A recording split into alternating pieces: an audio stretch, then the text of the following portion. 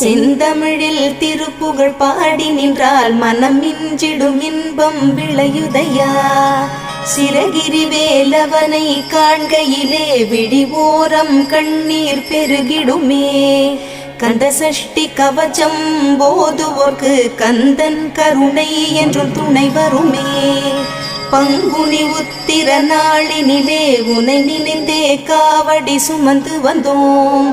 புன்னகை புரியும் ஷண்முகனே உன் சன்னதி தேடி ஓடி வந்தோம்.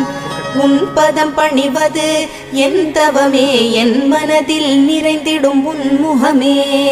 ஷண்முக பிரிய குஹ குரு சரவணனே வந்தே இன்னருளை தர வேண்டும்.